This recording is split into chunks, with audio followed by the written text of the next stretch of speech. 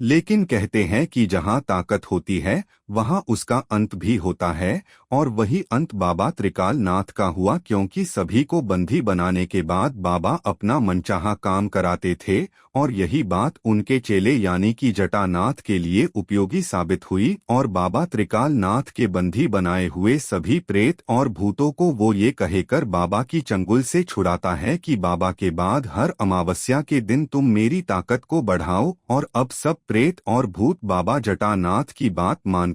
बाबा त्रिकाल नाथ के चक्र व्यूह में तोड़ने में कामयाब हो जाते हैं, और छलावा बार बार बाबा को भ्रमित करता था और बाबा की मृत्यु के लिए हर संभव प्रयास करते थे। लेकिन हर वक्त वो नाकाम हो जाते थे, क्योंकि बाबा त्रिकाल नाथ में इतनी मायावी और काली शक्तियों की ताकत थी कि वो हर मुश्किल परिस्थिति को अपने हिसाब से बदल देते थे।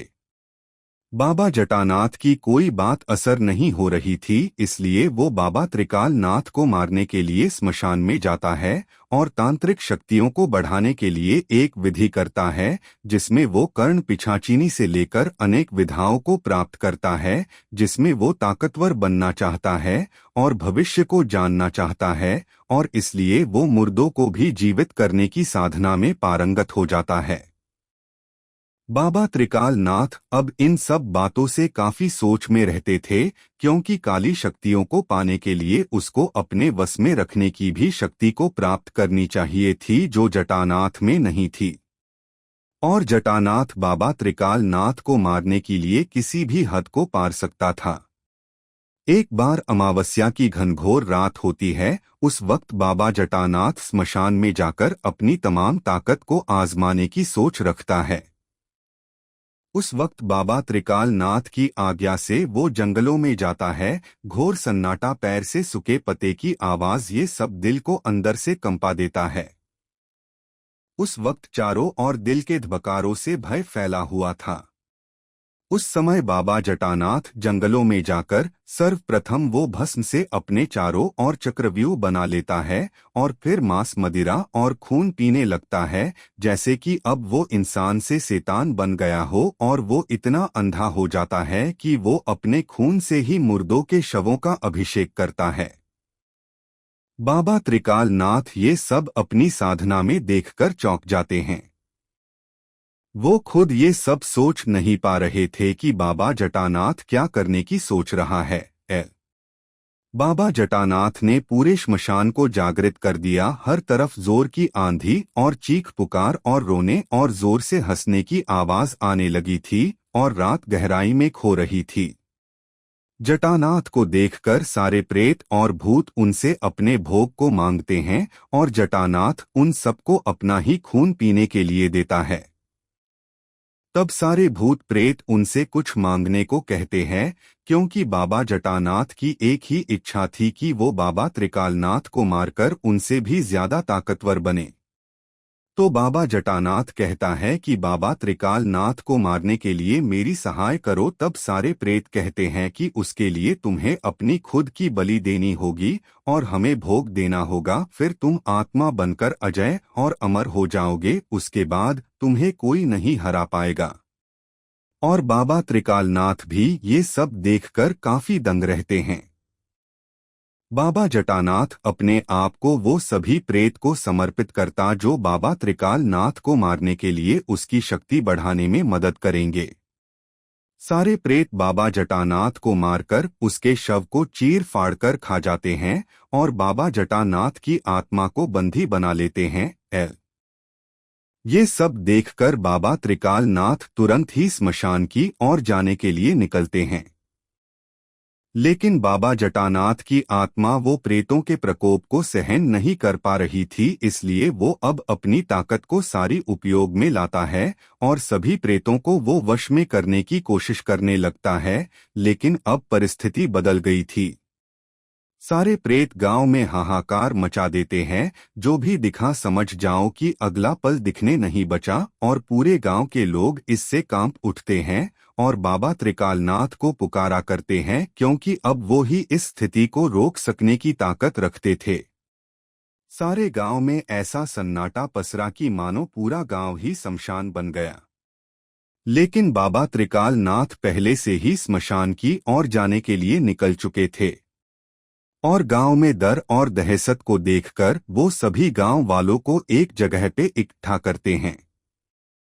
बात तो यहाँ तक बन गई थी, सारे गांव में चीख पुकार और मौत तांडव कर रही थी। बाबा त्रिकाल नाथ अब सभी गांव वालों को इकट्ठा करके एक अनुष्ठान करते हैं जिसमें केवल और केवल रूह कंपा देने वाली आवाज और अचानक ही कोई आत्मा किसी के शरीर को कब्जे में लेकर वो शरीर को मार देती थी। सब लोग ताबीज पहने हुए और बाबा त्रिकाल नाथ पे विश्वास रखकर चुपचाप डर के मारे खड़े हो जाते थे।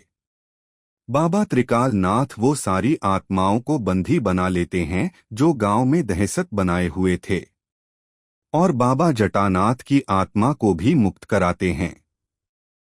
मन में अजीब सा डर और पैरों की आहट से भी मन मास्तिक सुन्न हो जाए और रूह तक कांप उठे, ऐसी परिस्थिति में शब्द भी नहीं निकल पा रहे थे ठीक से।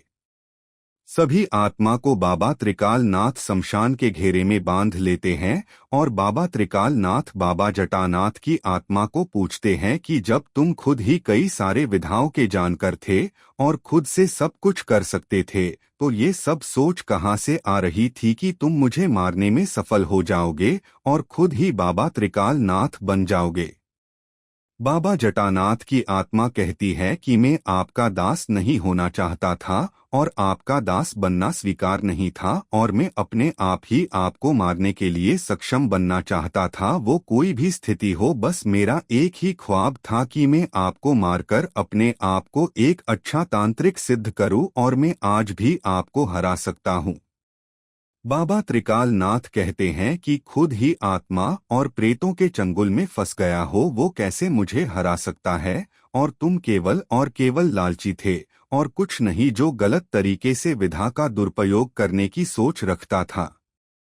बाबा जटानाथ की आत्मा कहती है कि वो एक क्षण था जो मैं नहीं सोच पाया और चंगुल में फंस गया, लेकिन अब मैं पूरा आजाद हूँ, आपसे युद्ध करने के लिए तत्पर हूँ, मुझे शरीर चाहिए। और बाबा त्रिकाल नाथ कहते हैं कि अब तुम आत्मा हो और तुम्हें शरीर नहीं मिल सकता क्योंकि तुम अपना शरीर पहले ही गवा चुके हो।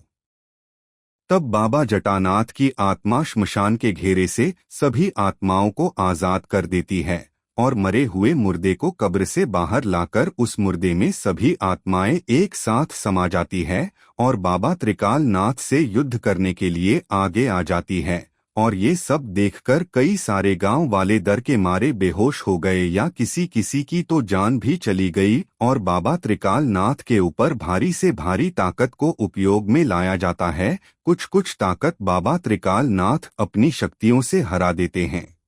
और कुछ कुछ ताकत अपने आप में समाहित कर लेते हैं और कुछ शक्तियों का तेज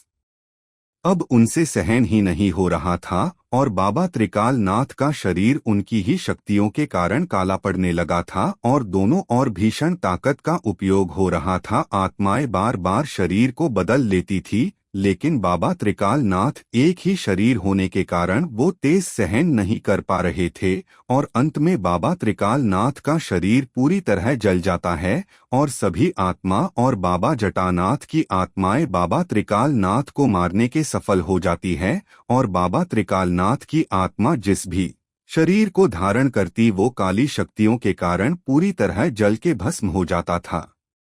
और गांव में रहने वाले सभी लोगों की भी मौत हो जाती है। पूरे गांव में दहशत और कोई भी इस गांव में आने जाने वाला नहीं बचा था। बाबा त्रिकाल नाथ की आत्मा मरने के बाद भी युद्ध करने में लगी हुई थी, लेकिन गांव के एक भी लोग को बचा नहीं पाई थी और अंत में बाबा जटानाथ और श्मशान की आत्माएं बाबा त्रिकाल नाथ की आत्मा से काली शक्तियों के रूप में टकराते हैं और जोरदार एक तेज पुंज बनकर आकाश में ही विलुप्त हो जाता है